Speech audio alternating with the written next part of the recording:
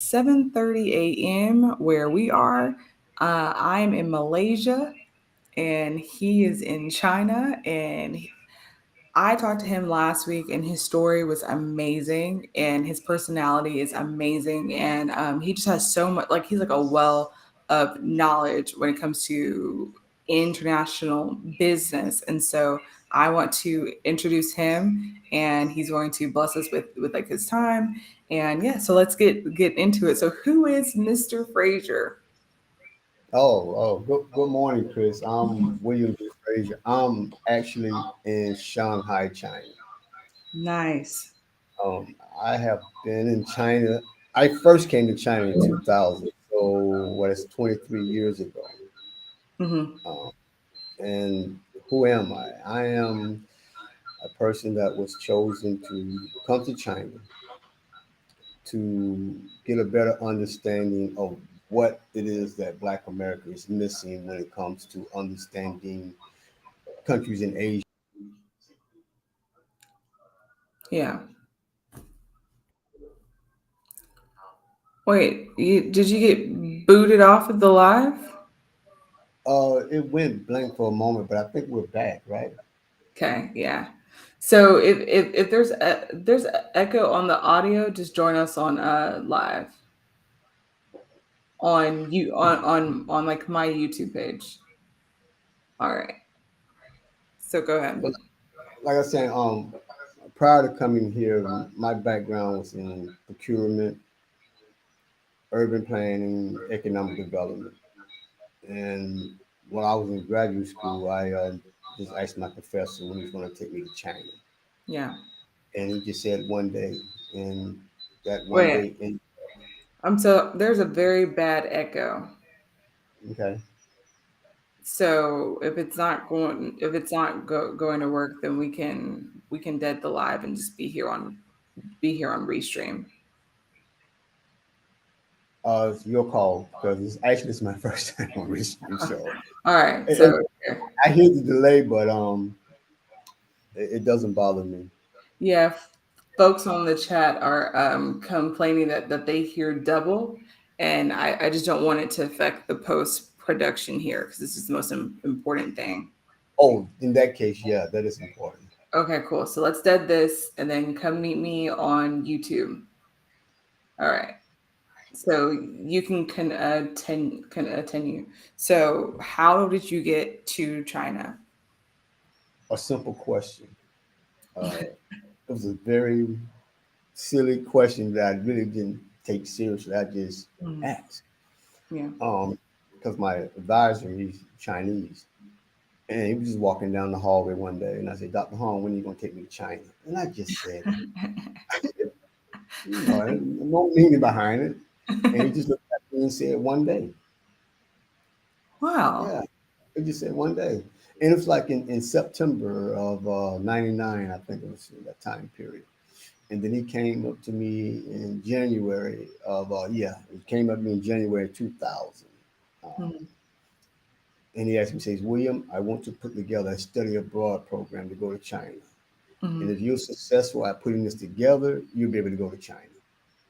Wow. So he gave me a challenge, and I accepted the challenge, and I ended up coming to China in July of 2000, my very first time. And Oh my gosh. it was like, wow, it was like, it's unbelievable. Um, So, it's so were you one of the only Black folks who were in China, like at that time? no. Nine other people came with me. Oh, okay, okay. Nine other students came with me. Okay, Yeah, uh, besides faculty members, I didn't just come by myself. yeah. But I tell you this, um, I did at that time. Um, Hmm. you got to remember the Shanghai. I mean, we went to two cities. Went actually three cities. Went to Tianjin, Beijing, Shanghai. Hmm. And coming to Shanghai, it was it was a mind blowing because I've been to New York before, right? And I Hmm. thought New York was a pretty big city, but actually coming here, it was like no way, no way. New Wow. York, no comparison. Yeah. to the size of the city. And you go back 23 years ago. I go back 23 years ago, and comparing it to now, the development is is crazy. Yeah. What they have been able to accomplish in that time frame, as far as building up this country, the infrastructure, Oh yeah. the developing business, and I take the technology and the workforce and just the supply chain. It was just, and I didn't know that much about it then, except that being my background was in urban planning, and that was Mm-hmm. one of the things that really intrigued me about coming here was Mm-hmm. I didn't want to do any studies of urban planning in the United States because I mean you have to write a thesis, right? When you're doing your Yeah. master's, so I had to write a thesis, and I didn't want to do anything about the United States. And so when I got a chance to come here, yeah, I was immediately hooked, and that's when I started wanting to know more about this country and the role.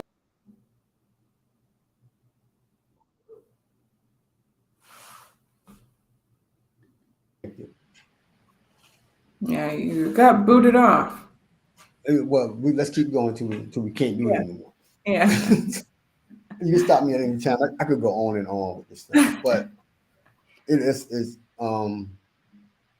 so like I was saying, I didn't want to do my thesis on anything about the United States. So when I came here, I saw something that really was the beginning of my wanting to understand this country, and it was like this building. It was called Gmail Tower. It's still a building. It was at that time 88 stories high. It was the highest hotel building in the world. And I saw this Chinese man on the outside on the scaffold Mm-hmm. on this tall building. So I'm looking up at this building, and I asked, what happens to him after the work is done? And my professor said again. Every time I asked him a question, he said, "Well, find out. You It's haven't been very there. simple. It's like just ask them. You'll find out." And and that when I started looking at it, that's when I knew there was some similarities between China and Black America. And the Mm, most significant similarity is in the 20s through the 70s, it was called in the South the Great Migration, when Black America migrated from the South, went up yes. north to the industrial area, right? Yes. The same phenomenon was happening here when you had migrant workers migrating from the countryside, coming to the major cities to Mm, find better jobs, better income, better living standards. And yeah. that, from that perspective, I'm like, there is definitely a connection between what we do as Black America, what we have done in America, and what they're doing here in China. And and I realized that the government here is more people oriented, and whereas Mm, it's more capitalist oriented. yeah. That is the this disconnection between the two. So I want to like merge our understanding of how to do things in a certain way in America and same things here that we both can build upon to improve our economic situation in the United Yeah. States. One thing that I really admire about just Asian culture in general is their ability to stick together and the ability to do business together. That for me, that to me is the most simple way to help Black America get on its feet and actually be able to move forward as a unit, and like for some reason that is the hardest thing for us to do. So can you elaborate, just how do you like how like what is it about the Chinese that allows them to unite? Why aren't we able to do that in Black America? Can you speak to Well, that? it's the what they have done over here is one of the remarkable things is that um, the thing when President Carter was president, Mhm. he came here and he made an agreement with the Chinese government that they should send maybe 100,000 Chinese students to study in America. I may get the numbers wrong, Hmm. but the Chinese government said no. We're going to send 600,000 Wow. Chinese students to study in America, but we did not do the same thing. Mm. We did not send our children to Yep. go study in China. We do not send our children to go study in other countries. They may do a study abroad program, may last maybe 1 week, 2 weeks, 1 month, but we're talking about years of going to another country and studying in that country, learning things in that country to better improve yourself. And you take that knowledge and you bring it back to your country to build it up. Yeah. And that's where Black America, um, we fall off because if you look at generational situation, maybe some of us are the first generation of kids to go to college and graduate from college in our families. Yeah. Therefore, our mothers didn't do it, our grandparents didn't do it, so you don't have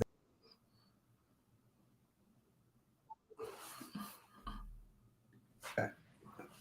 So we don't have that tradition of teaching our kids to go and learn other things from other people in other countries, Yeah. and that's where we really drop off. Even though you have a lot of monies going back and forth to improve, the Black community, in different areas. There's not that much money being forward to support, say, like study abroad program. Most of those programs are like Mm. Title V program through Department of Education. You don't see any prominent Black individuals who have the resources saying, okay, I want to donate X amount of monies to get X amount of Black students to go to whatever country for That's X very amount of years. And they don't do that. They don't, true. because Mhm. again, they didn't grow up in that environment. They Right. wasn't exposed to that environment. Whether they're athletes, entertainers, or business people, or philanthropists, whatever, they didn't grow up in that atmosphere saying, "Let me go abroad." I didn't go abroad as a young person to see what's actually happening. Yeah. And and what you said is like so profound because folks look at us cross-eyed when we say that we've moved to move to Malaysia. But I'm like, this is one of the most amazing places, and it feels good. First of all, the people here are so kind and so warm and so friendly, and it feels like we can just be a human and not a Black American and have the like stigma of like slavery and like all of the bad things that have Hmm. happened. Like here we are just people. Like we Yep. are like we aren't looked at as like less than. And like if we are, it's like they don't tell us that. but Right, right. but but in terms of lifestyle, in terms of cost of living, in terms of infrastructure, in terms of infrastructure, to me they make the US look like a third world country. The U.S. is doing it to itself. That's how Yeah. that's how it feels. But we are so ignorant and like don't know the like just the quality of life that someone can have here. Like we just don't know. Yeah. But people in Asia, particularly in China, they were very hard. They were Yes. very hard. Some were very long hours, very tedious jobs. I have Mhm. been some locations where when they're assembling toys or parts or whatever, these are very tedious small pieces of Mhm. parts that they have to put together by hand. You can't, a machine cannot do it. So it's very tedious work that these Wow. people endure. However, they also have the ability to reward their workforce in many ways that we don't.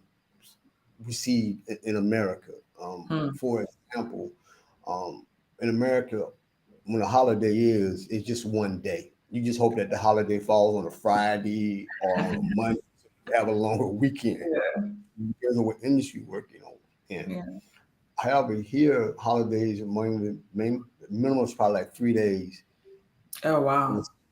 and some go like 5 days, 7 days. But back before, some could last a month. All depends Yeah. on the company's operation, and they have a lot of holidays over here that allow people to explore and to do more things outside of their life and enjoy each other's enjoy the environment that they're in. Yeah. However, one point that prohibits a lot of people in America, particularly Black America, particularly the labor force, is when you look at the time you put in basis and compare it into holiday time, vacation time, put it that way. Yeah. In the U.S., I don't know.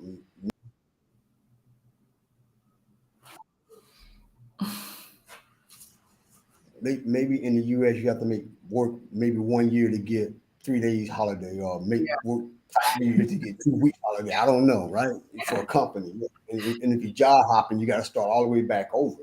Right. So to get somebody from the states to come over here, this is not a short trip. This is a very long trip. Some Yeah. of it, That's a day, very. right?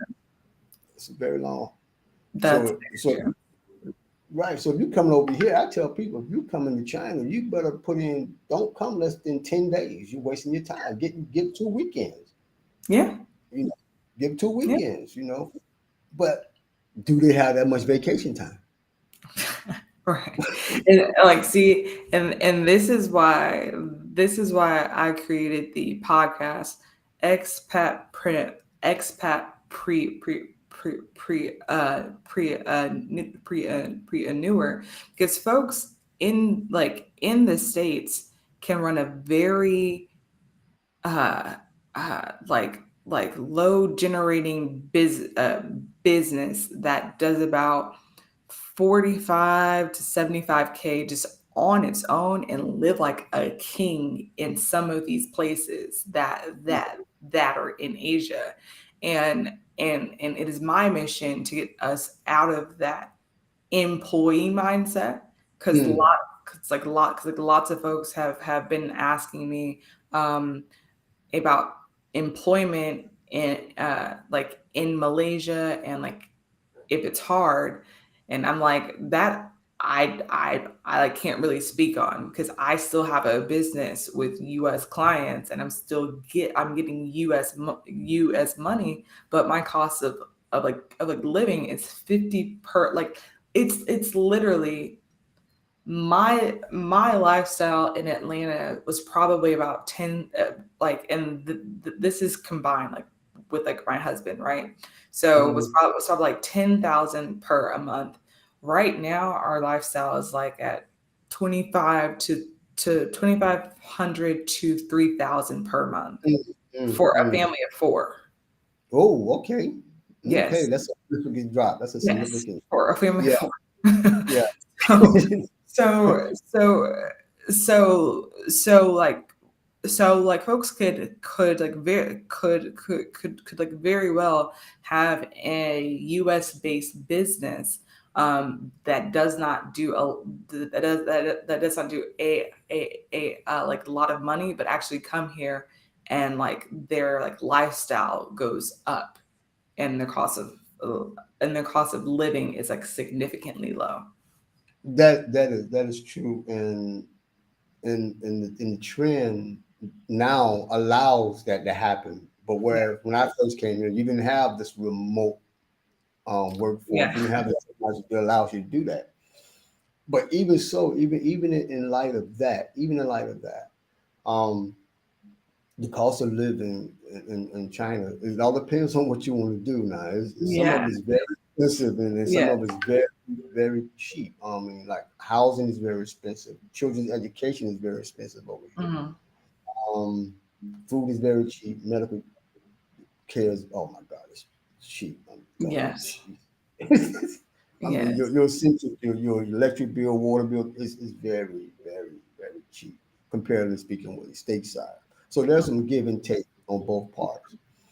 Now, the thing is, you have people that have been working in these companies, been working as employees for quite some time, Yeah. and they get caught up in that security of that income, even though it may not be sufficient enough for them to, Yeah. live off of, but it is something that they could use and manage their life Right. best they can.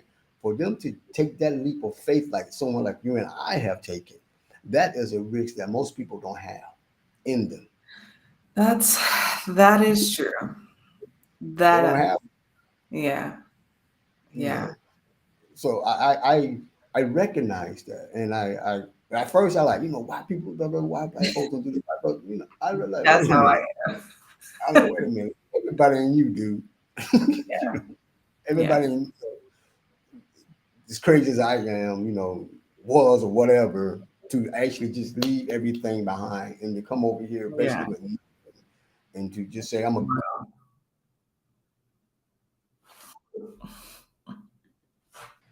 and say I'm just gonna go for it. But Hmm. that time period, even up to now, it's always when you're in that area, when you're in Malaysia where you are colorful, Hmm. you see opportunities. They just Oh, yeah. sometimes they just knock on your door. Yeah. Who is it? Opportunity. You know, Yeah. they Yeah. just come to you, and that's what keeps me here. Because for Mm. one thing, it's never boring. It's Yeah. never It's it's never boring. never boring. I mean, it's chaotic sometimes, but it's never boring. And besides lack of boredom, it's the sense of safety that is paramount. It Mm. trumps everything. It trumps That part. that safety component trumps everything. And I ain't talking about the other Trump, but I mean Part. overall, it because when you know you're safe, that takes away so much level of stress off of you that you can actually focus on Yeah. what you want to do and where God want to take you and what you want to do to Yeah. your life. And people take that for granted. I'm like, it's safe. Yeah, and I like we were living in a Buckhead, right across from like Lenox Mall. We're living in a very nice place, because Buckhead used to be that place where everyone would who like wanted a nice lifestyle, and like Atlanta would go, and we had two Frenchie dogs. And just the other day on the news, this black man, he was in Buckhead. He was walking his Frenchie and got shot and killed, and like his Frenchie was kidnapped. And it's just like that could have been us. Mm, That could have, like, the amount of senselessness and violence that is going on in America has been enough. Like just just over stupid stuff. yeah, Just like you were willing to kill somebody who looks just like you over a pair of shoes, a dog, for whatever. Like it does not make sense. And like so the like safety piece is huge. So how do you feel being a black man like in China? Because a lot of folks have reservations when it comes to like racism and being like prejudiced. Do you feel that in, it, and like how are you treated there? it exists. Okay, people are people regardless of where you go in this world. Some people just love their country and just want people just to be with their country person. That's it. Okay, Yeah. let's get that clear. It exists over here, Yeah. and you do get stares. You get the angry stares, you get the curious stares, and you get the I'm happy to see you stares. So Yeah. you body language is something that you definitely pick up real fast over here, Yeah. and you know how to avoid those individuals who just don't seem kindly towards you. Yeah. Um, but the thing about it is Nobody bothers you. You know, you can argue. I was telling my brother this the other day. I said, man, I could argue with you all day. Man, I can sit up and I can call you everything except the child of God. And two things we get to do. Both of us get to go home. Right. You know, we can argue all, we get to go home. Yeah. So the race and the prejudice, okay, people are like that, but they don't control your lifestyle. That may be an individual who don't like you, but it's not the system, Mm. you know. Yes. And that's a big difference. Okay, you don't like me, fine. I'm Very gonna hang big. up with somebody Yeah. else, you Yeah. know. So if somebody gonna help me, may not be you, fine, but somebody gonna help me. Yeah. And that's the difference. So I don't get you have your moments, man. Sometimes you get you get a little upset, a little disappointed, but it Yeah. bothers you. We're human, but Yeah. at the end of the day that I don't have to bother with this person. Somebody Mm. else is going to help me, and it's that curiosity that leads to a comfortable life. As far as being a black man. Let's see. As far as being a black man here in China, when I first came, of course, it was not that many of us over here. Especially, there were not many people like me. When I say like me, is that most blacks here was part of the big movement to bring a lot of Americans over here to work in these Fortune 500 companies, get these companies up and running. And so they'll Yeah. bring them over for 3 years with their families, and they'll rotate in and rotate out, Mm. and things of that nature. Then you have other individuals who came over here as teachers, English teachers. So they come in, they nomadic people. They'll do 2 or 3 years, then they rotate Yeah. out. But I'm one of the few people who came here over here as a student And stayed. and stayed. I started as a student, working on my PhD at a university in urban planning. And that was another eye-opening experience. They showed me this is the plan that China would use to develop this country. And I'm like, my God, okay, Wow. wow, this is wild. Wow. And And the way their infrastructure is and how modern and and just futuristic their architecture is, I wonder, like, it makes me wonder why we even have projects in the United States. Like, they are like, I I have seen, and I have been around, I've only been here for close to like 3 weeks now. I've maybe seen two people that were homeless. Two.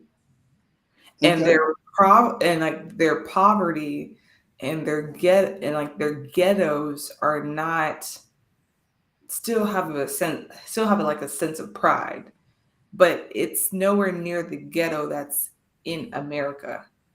And it makes me feel like it's very intentional, that y'all can very well go in and build up these projects.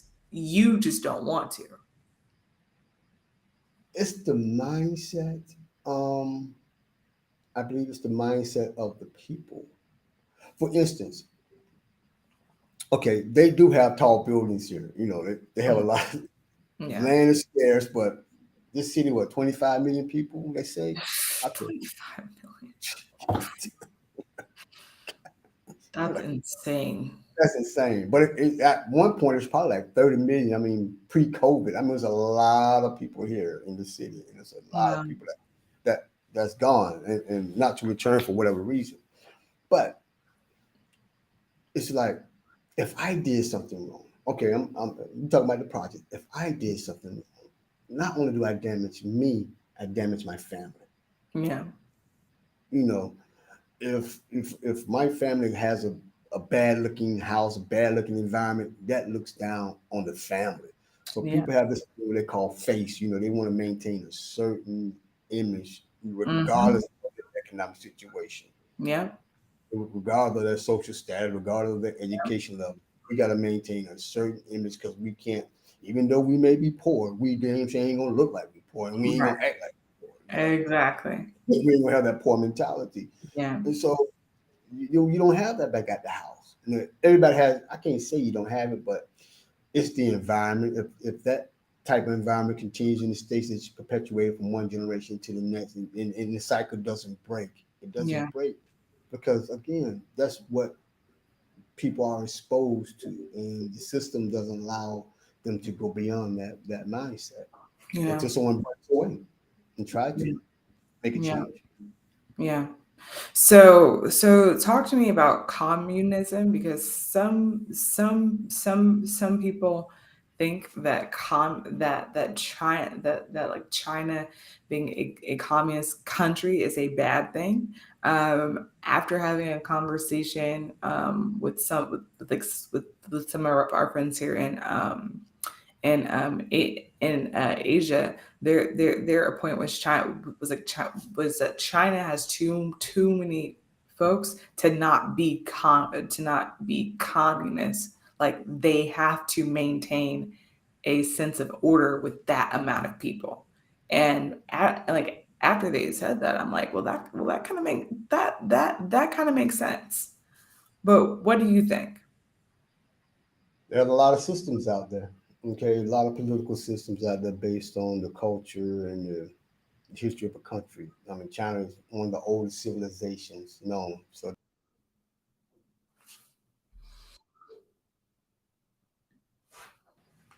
So they have tried a lot of different systems up until this point that works that maintain social order. And that's the main Yeah, thing about all countries. They want to maintain social order.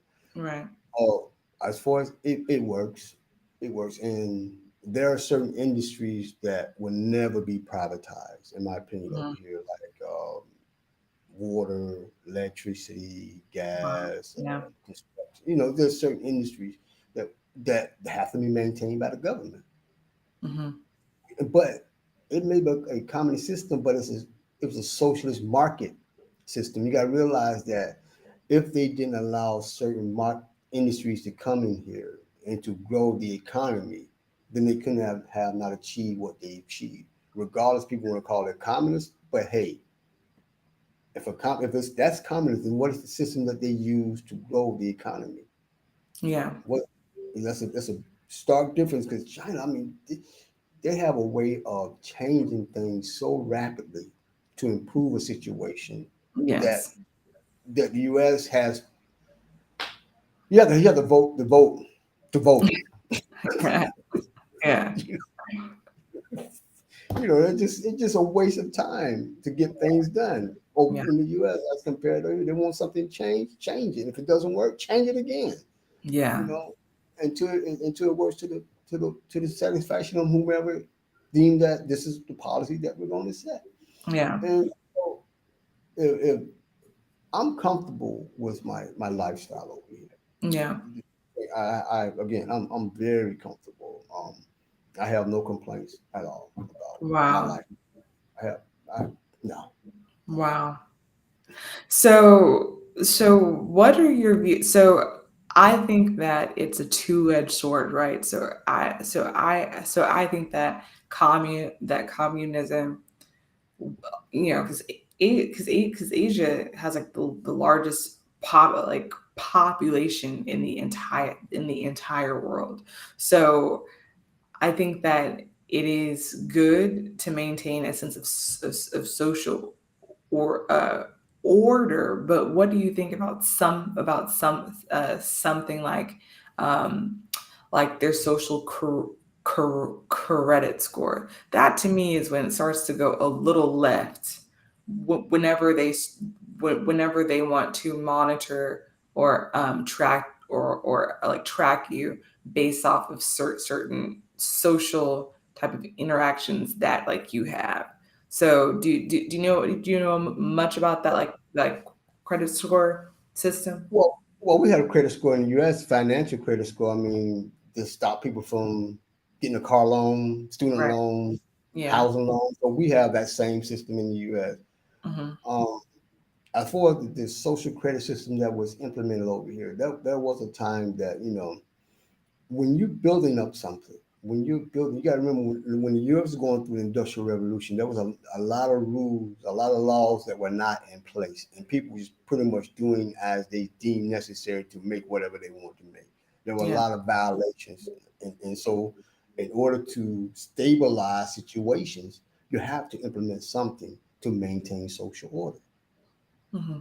and that was one of the things that they implemented. You just had to be here to see some of the behaviors that people displayed that was really not cool. For example, like I said, when I gave the example that you could argue with somebody, back and forth, argue with somebody back and forth, but it was a time that people would argue with public servants. Mm-hmm.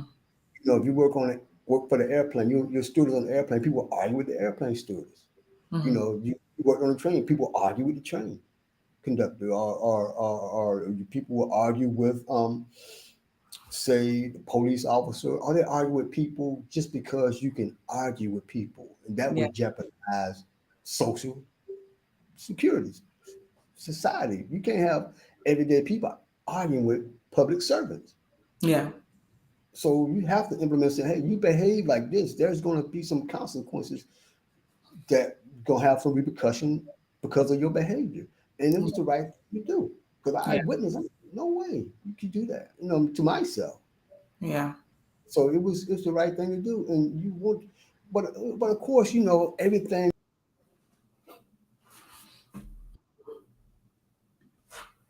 But everything is not going to work 100% correctly.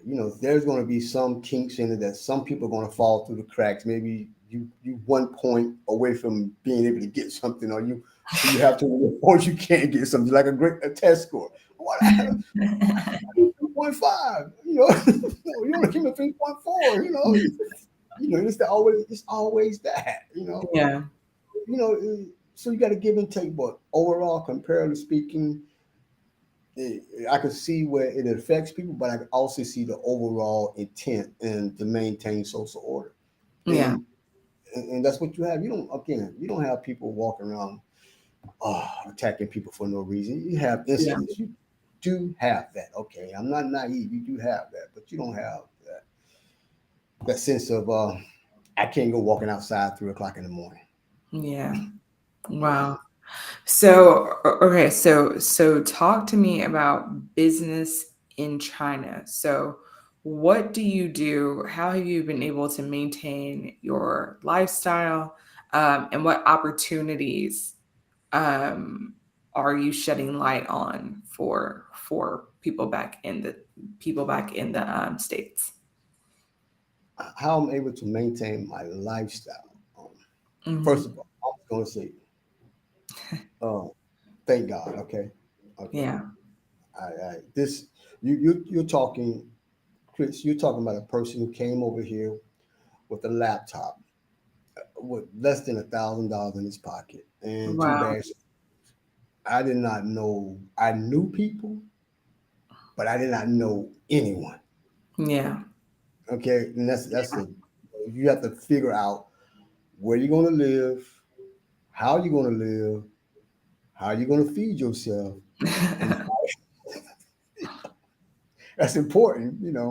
How you going to manage your money, Yeah. uh, and who are you going to associate with, Hmm. and how you're going to make more money, because eventually the money you have now is going to dwindle because Right. you're no longer a tourist. It's a difference between living in a place and being a tourist. Right. I had to get off that. I'm a tourist. Oh, nice Yeah. little item. Buy this for my sister. Buy this for the kids. You have to get off of that. Yeah. So I'm humble in that aspect to know where I came from and where I'm going. Right. Yeah. That's amazing. So as a student, like I said, as a student, it was just like open up. This is how the country's going to develop. And with my background in economic development and procurement, and I'm learning about urban planning and how it's applied over here, you get exposed to what industries Mm. are the key industry that's going to the booming industries. This Right. is going to be booming industry for the next 5 years. And at that time, it was definitely import export. It Hmm. was a growing industry that they were basically, you get the license, you're good to go. Hmm. You don't get an import export license now. It's very difficult to get one. If you'll start a company over, it's very difficult. I'm one of the fortunate ones Wow. to have one at that time and to be able to maintain it. Wow. So be able to and to have a lot of categories that you can pretty much touch. You know, the only thing, I Yeah. mean, it's a broad area, so we touch a lot of every things that we move back and forth. Yeah. So to set that up at that Hmm.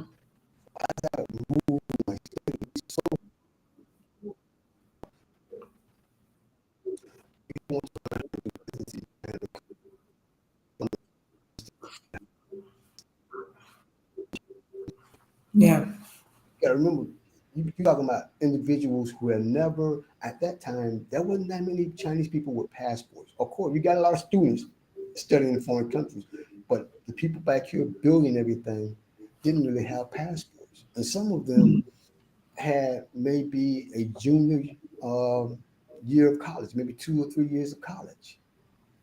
So Wow. they didn't have degrees. I mean, at that time, you didn't have a lot of people with domestic degrees because education system in China wasn't, the college in China was not deemed as some of the best universities that they are now. Yeah. Okay, that they are now, but back then, those.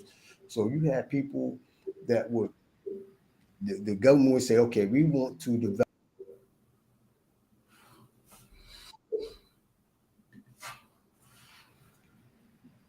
So they would tell, we want to develop machinery. So you would have companies that would produce belts for the Mhm. machinery. Yeah, companies that produce boats. Some people who circuit breakers. Some people, just any component that goes into Everything. everything, Oh my everything. gosh. And that's all they were making. That's Yeah. all they specialized making that. So they were actually at that time building up the one of the best ecosystems as for supply chain in the world. That's why the supply chain system in China is impeccable. You can't Yeah. break away from it, no matter what nobody says. Yeah. You may not buy the equipment, but you gotta buy the parts. Yeah. So we, Yeah. They are, I mean, they're like, whenever you think about how much they manufacture compared to what we manufacture in the US, it's like it's unreal. Like the unreal. amount of parts, like the amount of it's it, there's a book by Ray Dalio, and Ray Dalio, he's like the number one hedge fund manager in the entire U.S. And he wrote a book called The Changing New World Order, and Hmm. it is a book about how the U.S. has kind of had its reign Hmm. as like being the superpower, and how that's going to transition now to China, because everything is like cyclical. So what opportunities you see that are emerging for people to like leverage? Because back then I'm sure it was imports and exports, because like you told me that in 1999, that's when AliExpress or Alibaba was Alibaba.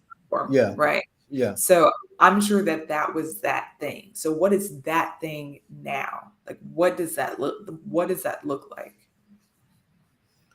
The thing now I foresee is education. Hmm. Education. People to people exchange. Um, there's always an interest. You asked this question earlier.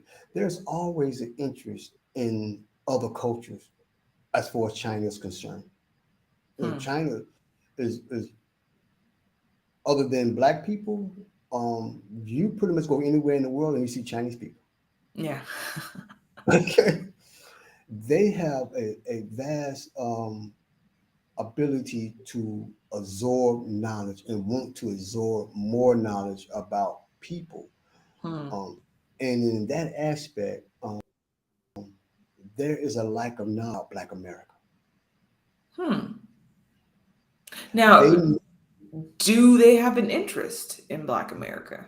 see that's the thing, because over here we don't have that push. Wait a minute, I can't say that push. We don't have that stable force here to promote Black America.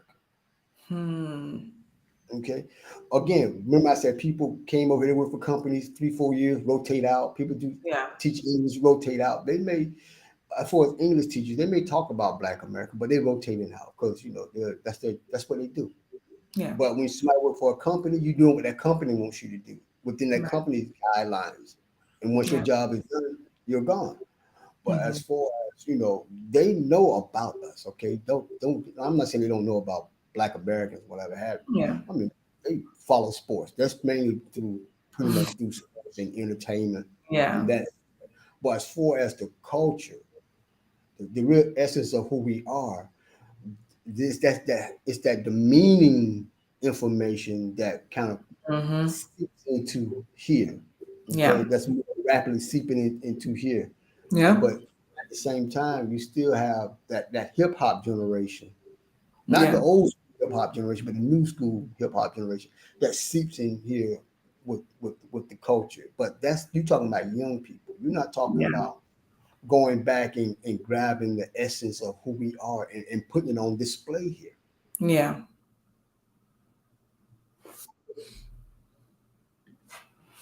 You don't have the essence of us and putting on display here, whether it's through the arts or whether it's through education or whether it's through business. Hmm. It's interesting that you would ask that question. Now, I've been here for quite some time, obviously, but I have yet to see any Black chamber organization make a significant input inroads into China. Yeah. And I don't know why. Maybe they don't. Maybe because of fear or what they've been told. I mean, it's good and bad in both places. These two countries are intertwined. Okay, they they're like a marriage couple who live in two separate rooms. You sleep in that bed, I sleep in this bed, but we live in the same room. I Yeah. don't like I don't like you. You come out and have dinner together, and then you go back. We Yeah. live in that, but and that is one of the major problems that we have in our culture, as far as business wise.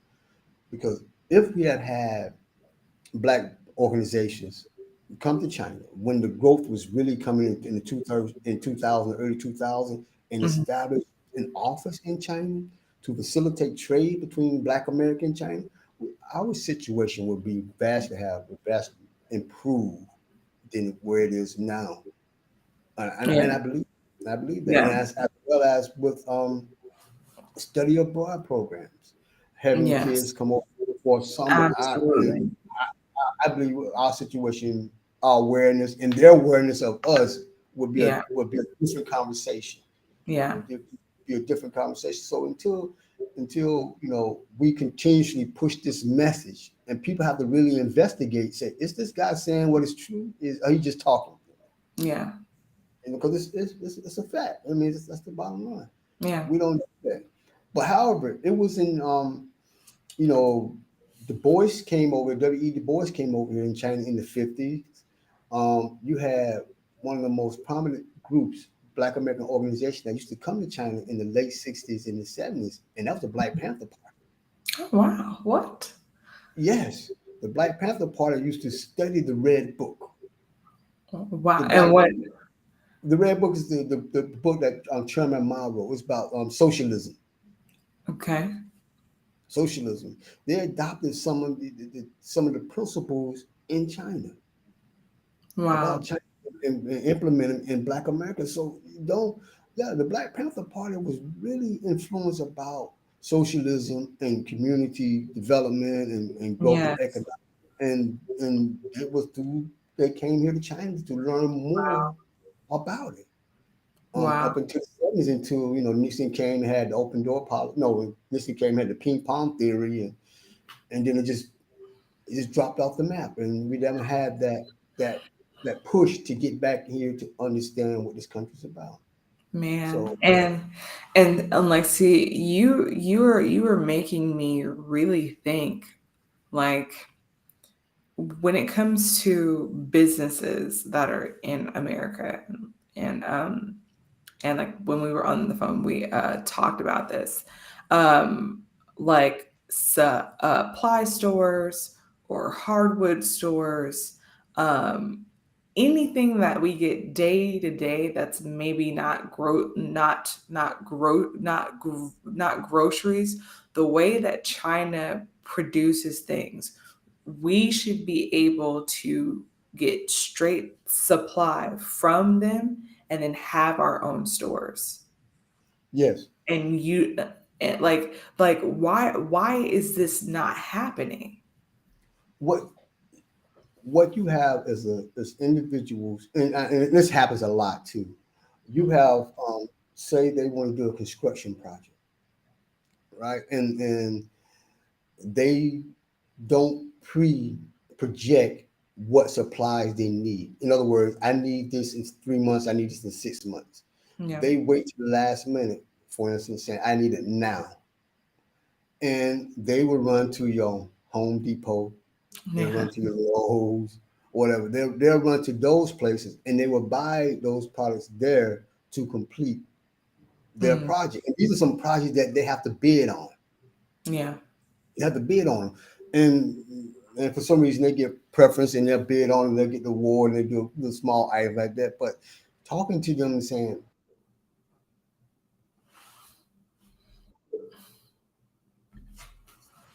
talking to them and trying to explain them how to do projections on how to schedule your supply system. Yes. You have to do that. And you have to do that. I mean, people like they'll call me and say, "When I need this in 2 weeks?" I'm like, forget this. Okay, need 2 weeks. All right, I need this amount today. He needs Right. in 2 weeks. I need this today. This is what it's going to cost you for me to think about doing it. Yeah. So I tell you, you got 30 days. Look, 90 days out. 90 days out. Yeah. Like right, it's September. People already doing their Christmas stuff. Yeah. Stuff like that. But and that is the area that we're lacking. But I can tell you this: one of the reasons that these manufacturers here became very successful at what they're doing is that they had to have someone to put them in that position to say, if you want to do business with us, you must meet these standards. And, Mm. and one of the prominent businesses that was able to do that, to make these manufacturers meet these standards, was Walmart. Oh wow.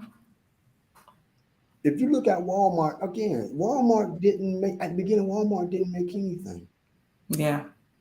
They mostly imported everything from China. Wow.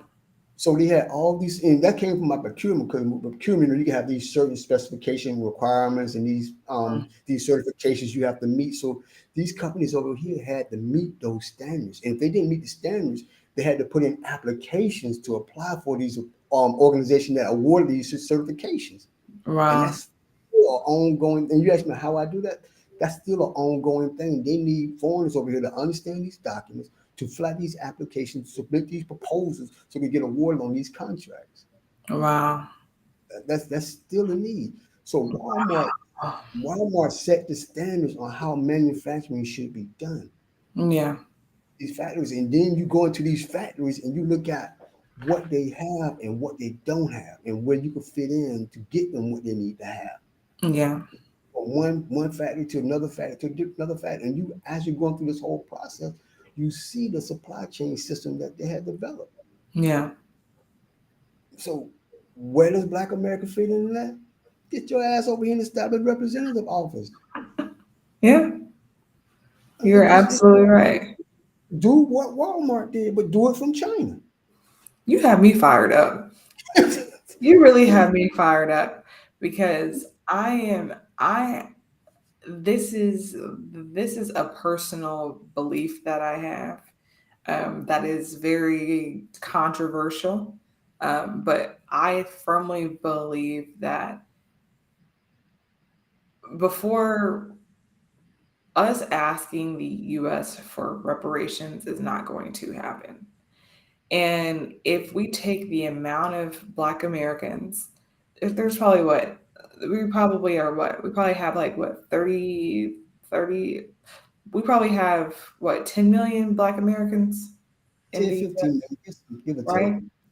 Let's just say that 2 million stopped subscribing to Netflix and had a fund and put $5 in every month, 2 million Black Americans, that would be the reparations that we need to be able to do international uh, like business and ice them out. Because Yeah, what the Panther Party did was so phenomenal. And what's interesting is that I was talking to someone who was Asian here, and I was trying to explain to her just like how like slavery was, and like just how things like like reading was not a allowed, and like how and like how they would do zoning laws to hmm like ice us out and not give us loans, because her point was that like China had slaves. Why were we able to come to together, and y'all weren't? And so after I explained to her, well, like all of these things were like put in place strategically so that we cannot do business uh, like to together. She I said, yeah, well, like that's probably because they see you as a threat. And for someone who's Asian to be able to look at that and the like say the like system use Black folks as a threat, for us not to act in that manner to retaliate against them, and not know that we hold so much power that they go out of their way to ice us out, for us not to take that energy and and to actually get our community and like get our resources. I don't know what it is, like why it's so difficult. I I call it uh, entertainment. Hmm. We're so entertained. Whether it's with Mm. sports, whether it's with singing, Wow. or whether it has something to do with sexuality. Yeah. I mean, sometimes all three of those things overlap each other. So one season is down, another season is Yeah. right behind it. We're gonna keep you Wow. entertained, keep you entertained, no matter what. I mean, you and I, we got individuals that could spit out songs that somebody else song. Right. You got somebody that could spit out somebody's stats, Yeah. sports stats, like yesterday. And you got people that figure, sexuality is sexuality. Let's flaunt it the best way we possibly can, Yeah. and profit from that. So Wow. that's what we is give to the most of us is exposed to that type of mentality.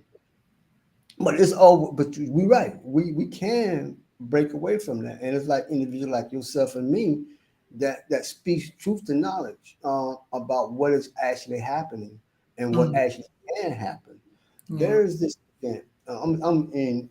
You know, and the thing I like about China. There's a lot of things I love about China, Yeah. but the one of the things I like about China is that I don't see myself in China just to be doing business with China or in China. Hmm. I see myself in China to be exposed to doing business globally, not just Yeah. in China, but with other countries that Mhm. have relations with this country. Mm. Yep. I mean, China Yeah. has the world's largest trade partners in the world. They have the most. So if you're here, you have access to other countries as well. In particular, you have more access to Africa going through China than you have flying to each individual African country for a photo op. Yeah.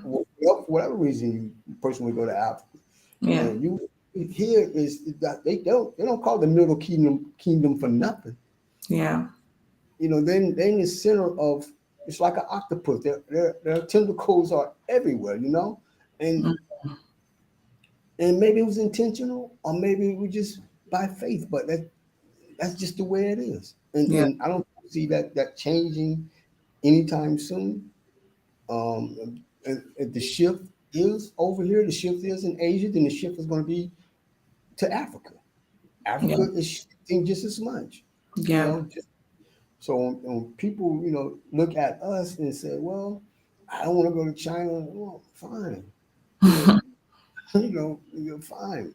Um, there was one event that happened here, and I think it was 2017. Mhm. It was called the China International Import Expo, Okay. CIIE, and it's happening again in November. And the thing about this, when they first announced it, I mean everybody. Oh my God, Chris. Oh my God, it was so many people from different countries that Yeah. verge in this city at this 5 day of trade. You just had to. It was just, Mhm. it's mind blowing. Okay, then you had one in 2018, 2019. COVID came, kind of shut down, but another one's starting back up. But the thing about it, when it was happening, I'm notifying, black chambers, just sending out emails, just, hey, you need to get somebody over here to attend this event. You need to get somebody over Yeah. to attend this event. But we never would get anybody over here. That's our problem. We would not. We would we these organizations talk about helping black economic development, helping black people grow, but they are just individuals who get their sponsors Yeah. pay for the event, and they're happy with that money that they're getting, and they just repeat the same cycle, the same story about why are we in this state of condition without trying to even break away from something totally different, Yeah. like it's opportunities in other places. But this event, CIIE, it happens in a very particular time.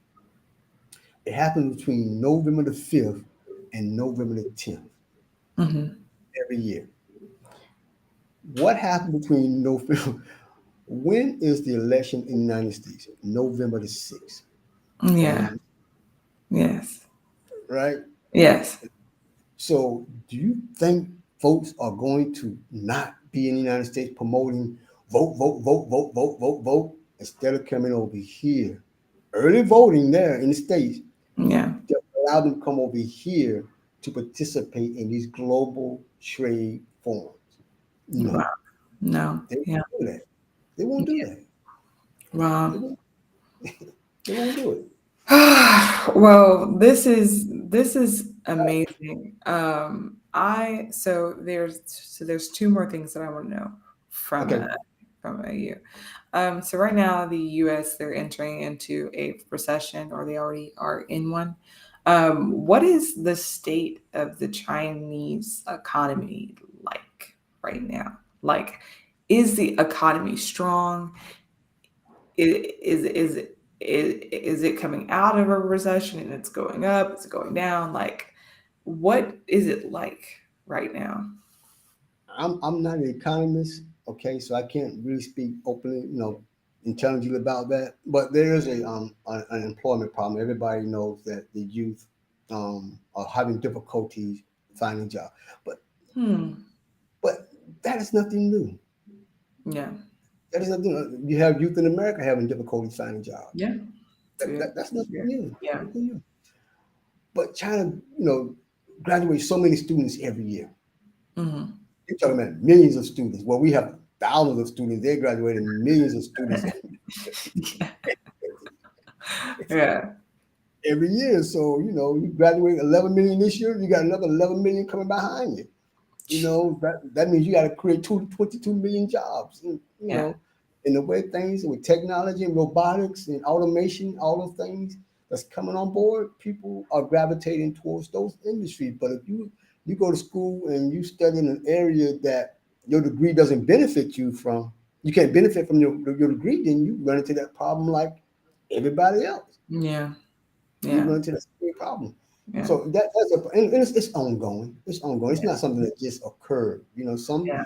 kids they will, instead of getting out with their bachelor, they'll just continue their education.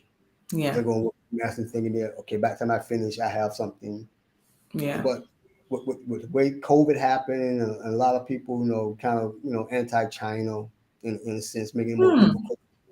Yeah, it's very difficult for a lot of Chinese kids to go back to other countries to finish their degrees. Why? Does It, does does the world blame China? Does the world blame China what for COVID? you got to realize there was an individual that's calling, what were they calling it, right? That's that stigma that was placed on the country during that whole Oh, episode. yeah. That still Yeah. exists. It hasn't disappeared. Which is crazy because a patent from the US was put on the word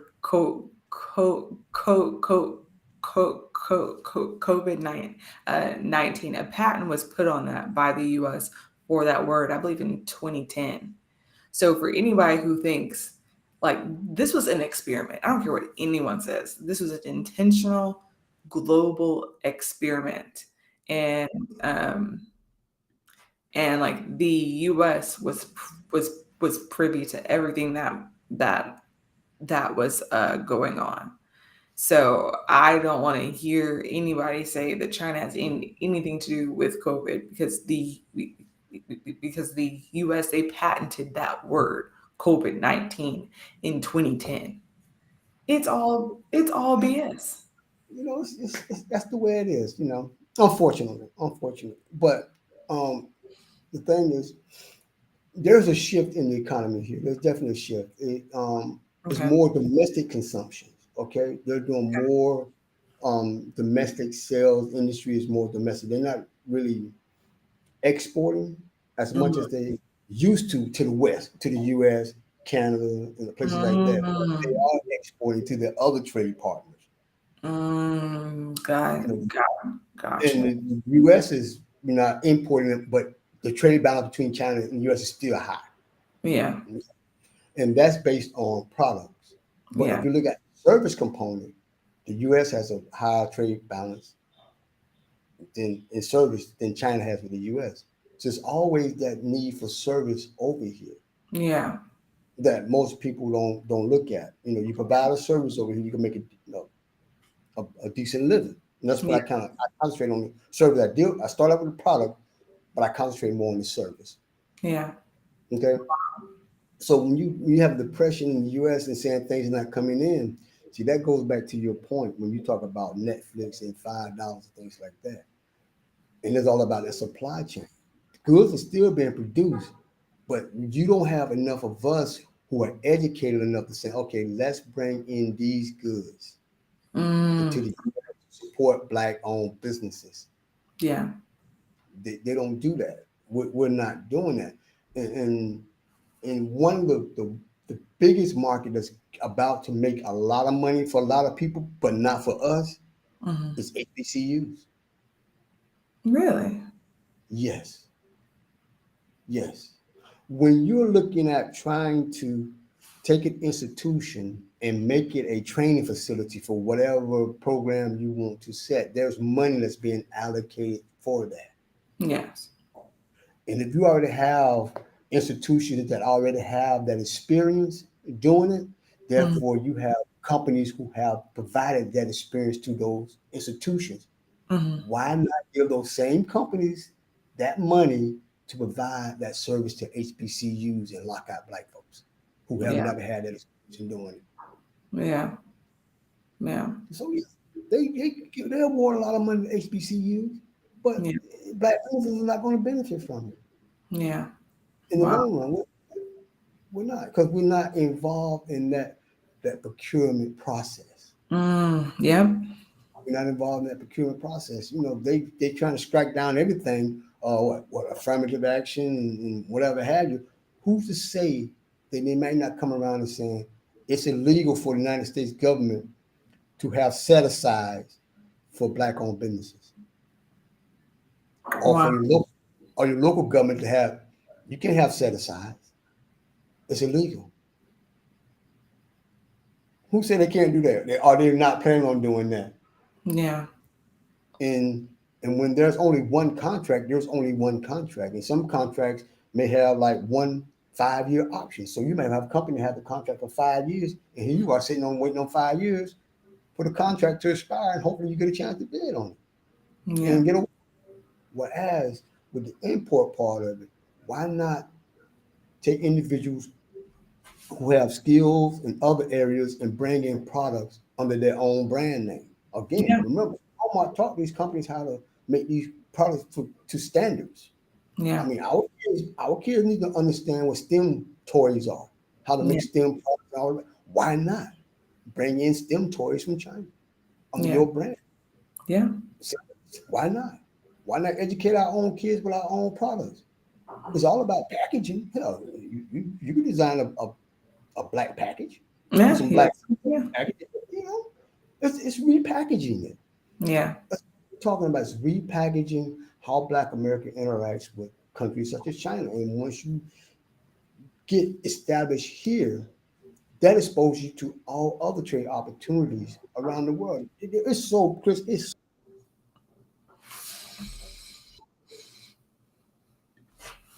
There are so many trade shows that happen in so many different places in so many different industries in this country. Wow. It's just you just name it. There's a trade show involved in that particular industry in this country, and I always receive these notices about this trade here, Hmm. whether it's bathroom fixtures, whether it's furniture, whether it's lithium battery, whether it's food packaging, whether it's children toys. I'm Yeah. like, I can't do this. I can't do all this. Yeah. And like just I my husband and I call it the shiny on entrepreneur type of syndrome where like you just see so much opportunity. You're like, oh, look, let me try this and this and this and this because the opportunities are here. Yes, sir. Um, so I guess we can close with tell me about your mission and how people can contact you and how they can work with you. Well, my purpose is to expose us to business opportunity, educational opportunities outside the United States, particularly with a focus in China. You know, Mhm. that's my purpose. Um, as well as doing educational exchange programs and that nature, maybe some art exhibitions of that nature. You could contact me. My website is my name, William D. Frazier, WILLIAMD Frazier, FRAZIER.com. You can reach me by email, info at William D. Frazier, or you could check me with my number is +86 for code for China, and that's code 159-211-04-881. I'm also on Instagram, Twitter, Facebook, something else, but everything pretty much. Oh, you can also Google me now. You can Right. Google. And if you want to, I got to do same plug. This is my book. This is my Nice. book. You got a little coffee stain on. Sorry about that. But this is my book, Black American Entrepreneur in China: Connect the Industry and Culture Difference. Wow. In this book I talk about, and I wrote this book during COVID. During COVID, Wow. I talk about how I got to this point where, speaking of the projects, my mother used to make freeze cups when I was growing up, Oh wow. and and at that time I didn't know that my mother had developed a supply chain system. Hmm. You look at them, how did she develop a supply chain system? Well, you had to get the plastic cups, you had to get the sugar, raw materials, Hmm. you had to get the Kool-Aid, Yeah. and you had to get the water, Hmm. and you had to have a processing facility, which is the freezer. Right. And then and then you had to figure out what was your bestseller. Was it the grape, red, the lime, right? Right. Then you had to figure out, okay, what time does your customers come? Yeah. who schedule, work schedule, and you had to do the pricing, then you had to do the marketing. So just from that one thing my mother did in the project to bring in extra money to the household taught me was the imprinting in my mind about supply chain and doing business. And so Mm. that's when I sat down and I thought about that, wrote about it, and then I just expanded about some things I touched on with you coming to China, how I got here, what I learned, what Mm. is that is missing, and the connection between Black America and China. So yeah, that's pretty much me. You could find me. You can also reach me through Chris, and I'm looking forward to working with anyone who has the same vision, the purpose that we have to Yeah. expand our folks to really get our folks out of the off the plantation. I mean, Yeah. Harriet Tubman took us up north. We want to take you international. We want to take Right. you global. Facts, facts. Well, thank you so much for all of your time. Thanks for bearing with my technical difficulties. You were so patient and so kind. So thank you so much for just everything and just like like um one phrase that I live by is that exposure expands expectations, and when you are exposed, your mind it has no choice but to expand, and you have expanded my expectations on life and just like you spending time here with me is like transformational, and it really has me thinking and like planning. So thank you so much just for your contribution. Well, like I said, God chose me to do this. Wow. I I did not I did not I did not write this down. No way. No way I could have written this script. Wow. No That's way. No way. amazing. No way. No way. I know that, and I'm humble. And anytime I get a chance to tell a story, I will tell it.